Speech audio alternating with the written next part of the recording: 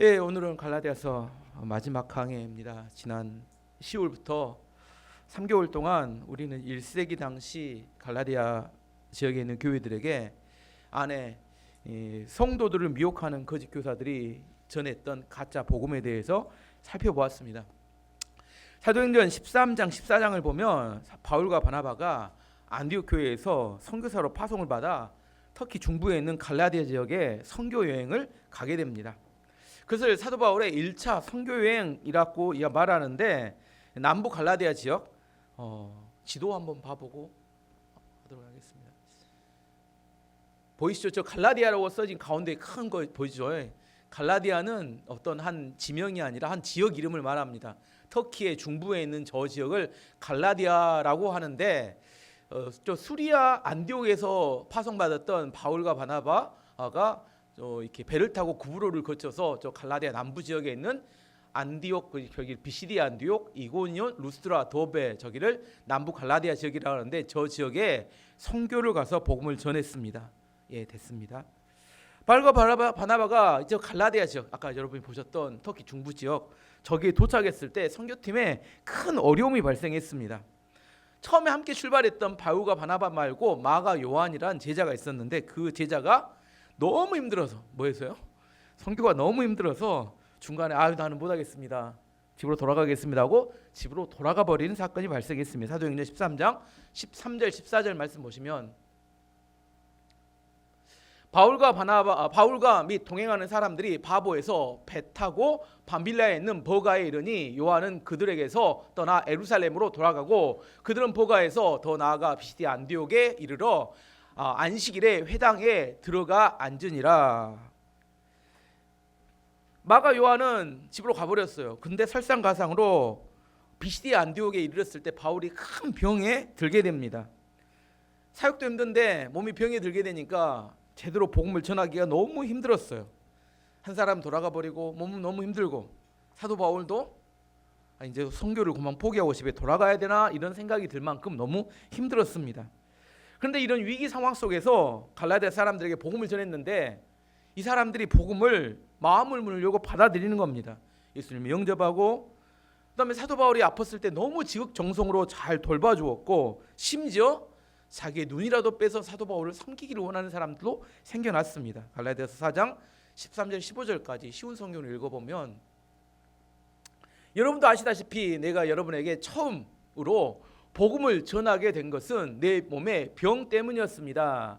내 병이 여러분에게는 짐이 되었을 텐데, 여러분은 나를 미워하거나 저버리지 않고 하나님의 천사나 예수 그리스도처럼 맞아주었습니다.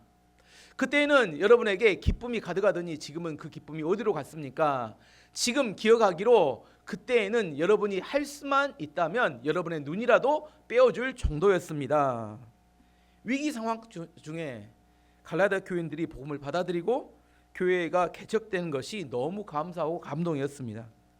여기서 포기해야 되나 이런 생각을 했던 그 절망적인 상황에서 큰 부흥이 일어났기 때문에 하나님이 이런 역전의 은혜를 주신 것에 대해서 바울은 자기가 생명을 걸고 복음을 전했던 일이 너무나 그 수고가 아깝지 않다 이런 생각을 했다는 겁니다. 우리가 생각할 때 이제 절망이 너무 힘들다, 이제 안 되겠다, 그렇게 생각할 그때가 어쩌면 부흥과 성장의 최고의 순간일 수도 있다는 겁니다. 예전에 제가 새순교회에서 청년 사역을 할 때, 새순교회는 여름이 되면 그 무전 전도여행, 새순교회 다녀보신 말면 무전 전도여행을 이렇게 갔습니다. 목사님이 어떤 한 지역을 딱 정하시면, 예를 들어 경상남도 이렇게 도를 정하면 각 공동체별로 이렇게 그 군을 정하고, 그때 청년대학부는 남해군을 정했고, 각 셀별로 이제 면을 다 지정을 합니다. 충청북도를 갈 때는 청년대학부는 단양군을 정했어요. 선발대를 보내서 먼저 어떻게 선교할지를 이렇게 전도할지를 먼저 계획을 짜고, 그 당일이 되면 대형 버스를 하나 이렇게 빌려가지고 새벽에 출발합니다. 아침에 딱 도착하면 이렇게 면 단위로 셀별로 싹 이렇게 내려줘요. 그러면 이렇게 전도를 하는데 점심은 안 줍니다. 자기가 전도해서 능력이 되면 얻어먹고, 그러면 굶고 하루 종일 전도하면 저녁에 해가 지기 전에 이제 대형 버스가 딱 돌고 싹 이렇게 실어가지고 광주로 데려옵니다. 물론 당일 코스는 그렇게 되고, 청년들은 주로 2박 3일이나 3박 4일 수련회를 가서 날마다 전도하고 모여서 집회하고 그렇게 했었습니다. 이렇게 전도를 갈 때 이렇게 각 셀별로 공동체별로 전도를 갈 때 가장 힘들어 보이는 팀이 어떤 팀이냐면 5세 이하의 어린 애들을 데리고 출발하는 팀입니다. 성도들이에요. 근데 심지어 돌 지나기 전 어린 아이를 포대기에 싸가지고 보통 8월 달에 갔기 때문에 춥지는 않았어요. 그렇기 때문에 포대기에 싸가지고 그 전도를 가요. 어린아이를 데리고 어떻게 전도를 할 수 있을까 이렇게 생각을 합니다. 어린 애들 막 손잡고 이렇게 막 가족 단위로 이렇게 셀별로 이렇게 마을로 들어갑니다. 보통 청년들이 한 셀이 한 10명이면 면에 내리면 이제 2명씩 흩어져요. 싹 흩어져서 전도를 하고 그리고 이제 저녁이 되면 어느 장소에 딱 집결을 하면 이제 버스가 실러 오는데 나중에 이제 전도를 다 다녀와서 간증문을 싹 읽어봅니다. 근데 가장 전도를 잘하고 가장 많은 섬김을 대접을 받았던 팀들이 어느 팀인지를 보면 어린 아이를 데리고 갔던 팀들이 가장 이렇게 대접도 많이 받고 전도도 잘 되는 팀입니다. 왜 그럴까요? 청년들이 제일 좋을 것 같은데 홀가분하게 훨훨 날아다니면서. 근데 그렇지 않더라는 겁니다. 시골 지역에 들어가게 되면 일단은 낯선 사람이 나타나면 다 경계합니다. 청년들이 한 10명이 나타나면 그 마을이 다 알아요. 안 보는 것 같은데 집안에서 다 내다보는 것 같아요. 경계합니다. 근데 어린 아이들을 데리고 들어가잖아요. 그럼 경계감이 싹 사라집니다. 일반적으로 전도하러 가면 문을 두드립니다. 예수님 믿으십니까? 물어보잖아요. 문전박대 당하는 경우도 참 많습니다. 근데 어린 아이들을 손잡고 들어가잖아요. 무조건 문을 열어줍니다. 그리고 어린 아이들이 예쁘다. 그다음에 자연스럽게 이야기가 시작되고 그도 이야기하다 보면 복음을 전하게 되고 복음을 전하다 보면 영접하게 되고 그러면 그 집에서 그날 있었던 음식 중에 제일 맛있는 거 대접합니다. 애들 데리고 가면 전도도 잘 되지만 대접도 가장 많이 받고 돌아옵니다. 가장 약해 보이는 팀인데 나중에 보면 가장 많은 열매를 맺더라는 겁니다. 이것에 인생의 지혜가 있습니다. 내가 강하고 완벽하면 일이 잘 될 것 같잖아요. 그런데 이게 착각이더라는 거예요. 내가 약하고 부족할 때 오히려 사람들은 마음을 열고 일이 잘 풀리게 되는 경우가 많습니다.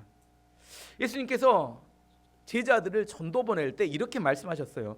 마태복음 10장 16절에서 20절까지 말씀 읽어보면 보라 내가 너희를 보냄이 전도 보내는 겁니다. 양을 이리 가운데로 보낸 것 같도다. 그러므로 너희는 뱀같이 지혜롭고 비둘기같이 순결하라.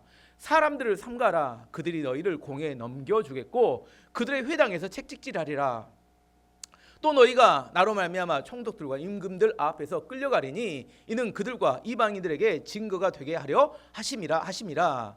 너희를 섬겨줄 때 어떻게 또 무엇을 말할까 염려하지 말라. 그때 너희에게 할 말을 주시리니 말하는 이는 너희가 아니라 너희 속에서 말씀하신 이 곧 너희 아버지의 성령이시니라. 예수님께서 제자들을 세상에 보내면서 하시는 말씀이 뭐냐면 내가 너희를 보내는 것이 어린 양을 이리 가운데 보내는 것 같다 이렇게 말씀하시더라는 거예요. 어린 양이 이리 가운데 들어가면 어떻게 될까요? 어린 양이 이리 가운데 들어가면 잡아먹힙니다. 배고픈 이리가 어린 양을 내버려 둘까요? 오늘 사냥 안 해도 되고 딱 걸렸다 나는 바로 잡아먹습니다. 그런데 예수님께서 어린 양이 이리 가운데 들어가는데 살아남는 비결을 말씀하셨어요. 뭐라고 이야기했어요? 그러면 어떻게 하라? 뱀처럼 지혜롭고 비둘기처럼 순결하라. 우리에게도 비쌉니다. 제가 여러분을 주일날 예배를 드리고 세상으로 돌려보낼 때 마음이 비슷해요. 뭐라고요? 어린 양을 이리 가운데로 세상으로 들어가면. 근데 어떻게 세상에서 이렇게 승리할 수 있을 것인가? 뱀처럼 지혜롭고 비둘기처럼 순결하라. 왜 그럴까요? 왜 예수님이 우리에게 순결하라고 이야기하셨냐면 이리들 안으로 들어가서 살잖아요. 그럼 우리도 시간이 지나면 금방 이리처럼 우리도 변해버립니다. 이리 안에서 내가 같이 살면 이리처럼 변해버려요. 그래서 순결해야 합니다. 또 어린 양이 이리를 이기기 위해서 발톱 있잖아요. 발톱을 열심히 갑니다. 뭘로 갈아요? 이빨, 짐승은 이빨이고 사람은 치아라던데 이빨을 열심히 송곳니처럼 날카롭게 갈아요. 뭐처럼 이겨보려고요? 이리처럼 나도 한번 물어보겠다 계획을 짜서 막 날카롭게 갈고 막 해요. 근다고 해서 어린 양이 이리가 될 수 있을까요? 아니, 어림도 없습니다. 이리를 공격해서 이길 수 있는 방법은 지혜가 있어야 합니다. 예수님께서 제자들에게 세상에 전도를 보내시면서 내가 너희를 보내는 것이 어린 양을 이리 가운데 보낸 것 같다 이렇게 말씀하셨어요. 여러분이 여러분 자녀들을 이제 막 초등학교 입학하는 진유 같은 어린애를 학교를 보낼 때 어떤 마음이에요? 어린 양을 이리 가운데 보내는 것 같은 그런 심정. 군대를 보내요. 우리 이삭이 형 이제 3월달에 군대 가는데 군대를 보낼 때 어떤 마음이에요? 저 부분은 좀 이상하긴 하더라고요. 더 고생되는 군대로 보내야 될 텐데 막 이런 이상한 이야기가 나오고 어린 양을 이리 가운데로 보내는 마음. 직장도 마찬가지입니다. 직장에 이제 막 취업해서 들어갈 때 어떤 마음이에요? 부모의 마음은 이 아이가 거기 가서 살아남을 수 있을까? 어린 양을 이리 가운데로 보내는 마음. 연약하고 부족한 아이가 학교나 군대나 직장에서 적응하고 잘 기를 수 있을까? 험한 세상에서 어떻게 잘 살아남을 수 있을까? 이때 중요한 건 뭐냐면 우리가 어린 양이라는 사실을 인정하는 겁니다. 우린 이리가 아니에요. 아무리 이렇게 발톱하고 이빨을 날카롭게 한다고 해서 이길 수 있는 게 아니라는 겁니다. 어떻게 하면 이겨요? 어린 양이 어떻게 하면 이리 가운데서 이길 수 있을까요? 승리할 수 있을까요? 목자를 의지하는 겁니다. 목자 옆에 딱 들러붙어 있으면 돼요. 마찬가지입니다. 하나님의 백성이 세상에 들어가서 어떻게 하면 세상 안에 승리할 수 있을까? 하나님을 의지하는 것이 최고의 능력이 됩니다. 그리고 세상 안에서 세상이 그럴 때 우리에게 마음을 열어요. 요한일서 5장 4절 말씀에 무릇 하나님으로부터 난 자마다 세상을 이기느니라. 세상을 이기는 승리는 이것이니 우리의 믿음이니라. 뭘로 이긴다고요? 믿음으로 이기게 됩니다. 사도 바울이 가장 연약한 상태에서 갈라디아 지역에 선교를 하러 갔어요. 근데 놀랍게도 그들이 마음을 열고 예수님 믿고 부흥이 일어났어요. 비결이 뭐였냐면 너무 약했기 때문에 자기를 의지할 것이 하나도 없었기 때문입니다. 그런데 이렇게 잘 부흥하던 갈라디아 교회에 어느 날 갑자기 거짓 교사들이 가짜 복음을 들고 들어왔어요. 율법을 가지고 들어왔습니다. 성도들을 미혹했습니다. 그들이 이야기합니다. 예수님을 믿는 것만으로는 부족하고 율법을 지켜야 되는데 할례도 받아야 되고 구약에 나오는 제사도 지내야 되고 절기도 지켜야 된다 이렇게 이야기했어요. 갈라디아 성도들이 이야기를 들어보니까 어떤 생각이 드냐면 그럴싸하네. 왜 그럴싸해요? 다 성경에 나와 있는 이야기예요. 구약 성경 찾아보면 할례도 나오고 절기도 나오고 그다음에 제사도 나오고 다 나오는 이야기입니다. 그러니까 뭐라고 생각해요? 예수님도 믿지만 이런 것도 함께 지키면 좋겠다. 우리 말이 있죠. 다다익선. 무슨 말이에요? 다다익선? 많으면 많을수록 좋다. 예수님도 믿고 이것도 하고 그러면 좋겠다.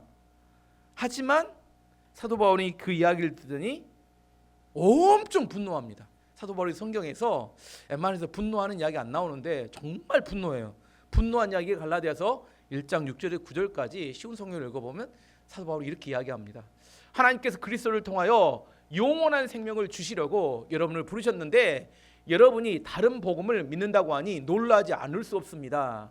실제로 다른 복음은 없습니다. 그러나 어떤 사람들이 여러분을 혼란스럽게 하여 그리스도의 복음을 바꾸려 하고 있습니다. 우리는 여러분의 복음을 전했습니다. 그러므로 우리든지 하늘에서 온 천사든지 우리가 전한 복음이 아닌 다른 것을 전한다면 그는 저주를 받아 마땅합니다. 내가 전에도 말했지만 이제 다시 말합니다.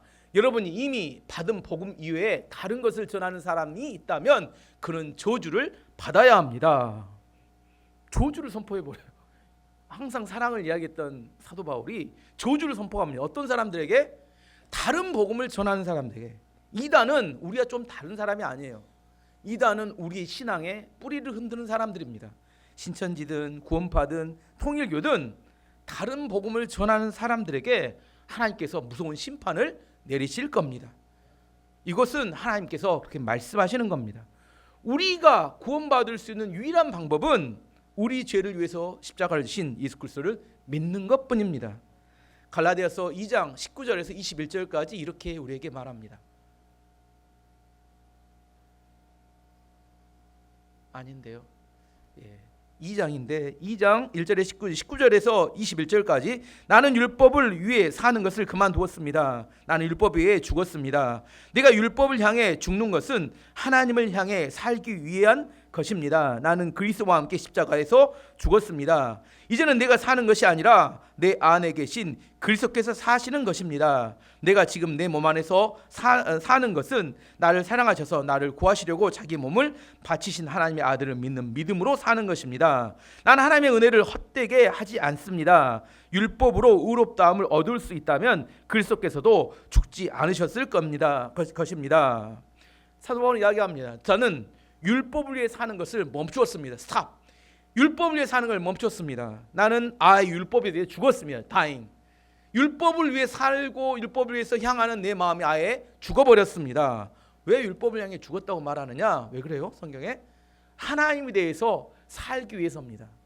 우리가 하나님을 의지해서 사는 방법은 뭐냐면 율법에 대해서 죽어야 합니다. 그리고 고백합니다. 이제 내 안에 사는 것은 내 자신이 아니라 예수 그리스도라고 고백합니다. 내가 내 방법으로 내 자아로 살려고 했을 때 실패했는데 나를 구원하여서 자기 몸을 바치신 예수 그리스도를 믿는 믿음으로 이제는 살아간다고 고백합니다. 이걸 뭐라고 하냐면 십자가의 복음이라고 말합니다. 이리 가운데서 양이 살아남을 수 있는 비결입니다. 하나님의 구원이 임하는 방법이기도 합니다. 올해 병원에서 신규 물리치료사를 8명을 뽑았습니다. 이제 학교에서 막 졸업하고 사회에 진출하는 새내기 치료사들이 이제 새내기 사회인들이죠. 2월 2일부터 이렇게 출근하라고 했는데 면접을 보는데 애들이 이제 대학을 졸업하고 정장을 딱 깔끔하게 차려입고 예의도 바릅니다. 깍듯하게 90도로 인사해요. 들어오자마자 90도로 인사합니다. 그 애들하고 이야기를 해보니까 이렇게 직장에 대한 기대감과 그리고 두려움이 가득합니다. 면접 보면서 성적이 가장 좋은 애들이죠. 얘가 4.5 만점에 4.45 학점을 맞은 애가 있어요. 참. 그래서 물어봤습니다. 야, 너는 이렇게 좋은 성적을 가지고 왜 우리 병원 같은 요양병원에 오냐? 4.45는 한 번 맞은 게 아니라 4년 내 평균 학점이 4.45니까 이건 웬만해서 맞을 수 있는 점수가 아닙니다. 근데 왜 우리 병원에 왔냐 물어봤더니 대답을 안 해요. 나중에 우리 물리치료 실장한테 물어봤더니 서울로 부산으로 큰 병원으로 면접을 보러 갔다가 다 떨어졌대요.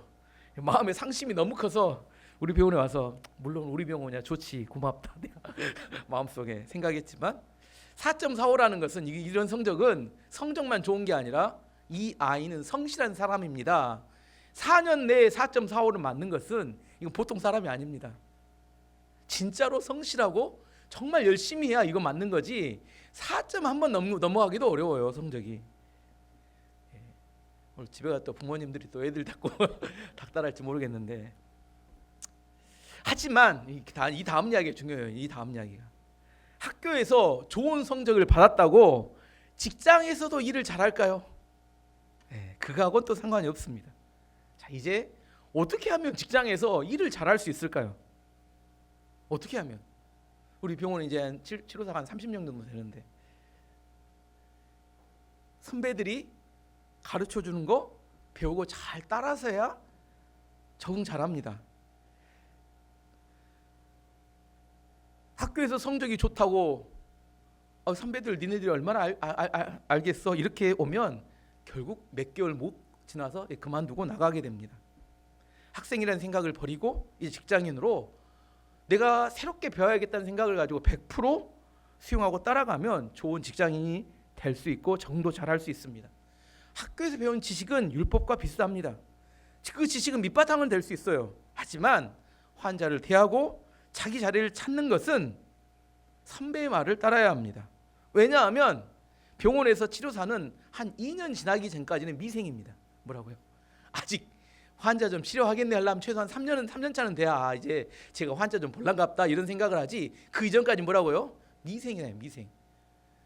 따라서 가려면 뭐 자격증이 있다고 이렇게 환자를 치료하는 게 아니라 걔가 이렇게 병원에서 자기 자리를 잡으려면 한 2년 이상은 배워야 합니다. 어떻게 해야 된다고요? 선배들 말을 잘 따라가야 잘 정할 수 있게 됩니다. 지식이 아닙니다. 단기 선교팀이 태국으로 선교를 갔습니다.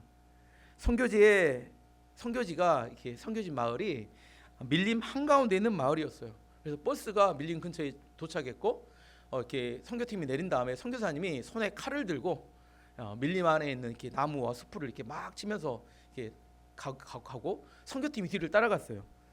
한참 가고 있는데 선교팀원 중에 한 명이 요즘은 핸드폰에 어플이 있잖아요. 지도 어플이 있잖아요. 지도 앱이 있으니까 앱을 켜봤더니 마을하고 선교사님한테 물어보는 거예요. 선교사님, 지금 마을하고 우리가 가는 길이 점점 멀어져 가고 있는데 우리 잘 가고 있습니까? 이렇게 물어보더래요. 그랬더니 선교사님 한마디 했습니다. 이 밀림에서는 제가 길입니다. 누가 길이라고요? 밀림에서는 다 울창한 숲이라 아무것도 안 보여요. 길이 안 보입니다. 누가 길이에요? 선교사님을 따라가야 그 선교지의 마을에 도착할 수 있게 됩니다. 우리가 누구를 따라가야 천국에 갈 수 있을까요? 예수님을 따라가야 합니다. 천국으로 가는 길이 따로 있지 않습니다. 우리 눈에 보이지도 않아요. 세상에서는 이렇게 하면 저렇게 하면 천국을 경험할 수 있다 이야기하지만 그건 거짓말입니다. 천국으로 가는 길은 오직 하나뿐입니다. 요한복음 14장 6절 말씀 보시면 예수께서 이르시되 내가 곧 길이요 진리요 생명이니 나로 말미암지 않고는 아버지께로 올 자가 없느니라. 하나님께 가는 길은 뭐뿐이에요? 예수님 한 분뿐입니다. 누굴 따라가야 돼요? 예수님 따라가야 돼요. 예수님을 따라가면 언젠가 가면 누구를 만나요? 하나님을 만나게 됩니다. 하지만 예수님을 따라가지 않으면 하나님을 만날 수가 없어요. 여러분 혹시 천국길 가는 길 아시면 저한테 알려주세요. 제가 그 길 한번 가볼 테니까.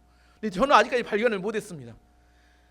여러분이 신앙생활 한다면 어떻게 하면 천국을 가는 길을 찾아갈 수 있느냐? 딱 한 가지밖에 없습니다. 어떻게 해요? 예수님 따라가면 됩니다.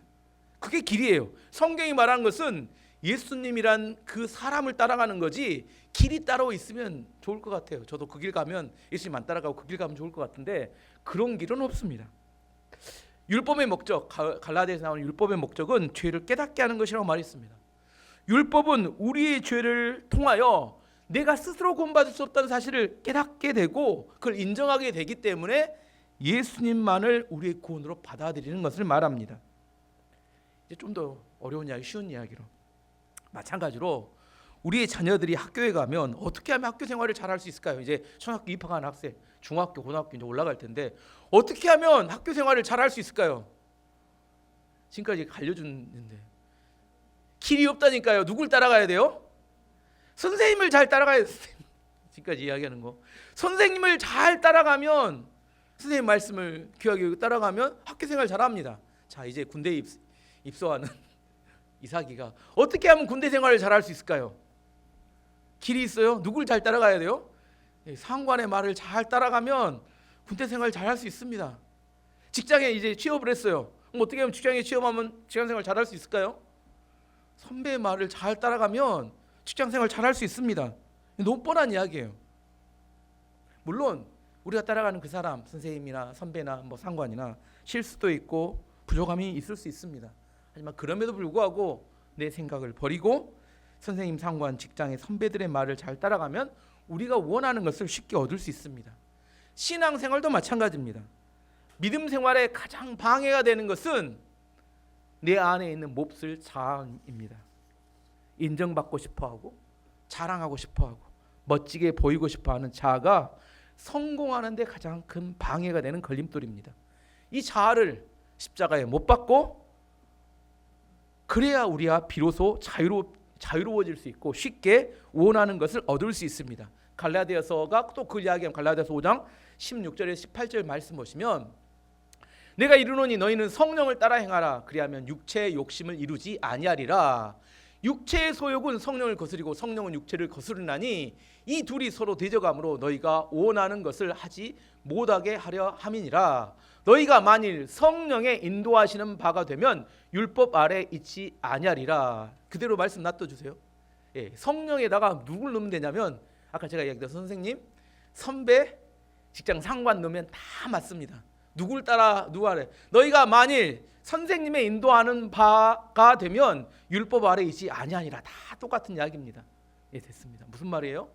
우리의 구원은 우리 안에 있는 내 몹쓸 자아 때문에 발생하는 문제가 많다는 겁니다. 믿음이란 내 힘을 빼고 하나님께 맡기는 걸 말합니다. 수영할 때 우리가 수영하기 위해서는 몸에 힘을 빼고 가만히 있으면 물에 떠요. 내 자아가 죽어야 성령을 따라 살 수 있게 됩니다. 내가 힘쓰고 있는다고 일이 잘 되는 게 아닙니다. 오히려 내 힘을 빼고 연약함을 인정할 때 사람들의 마음이 열리고 일이 쉽게 이루어집니다. 자, 여기서 이제 결론적인 이야기로 내가 잘하는 게 중요할까요? 사람들의 마음이 열리는 게 중요할까요? 내가 잘하는 이유는 뭐예요? 내가 잘하는 이유는 뭘까요?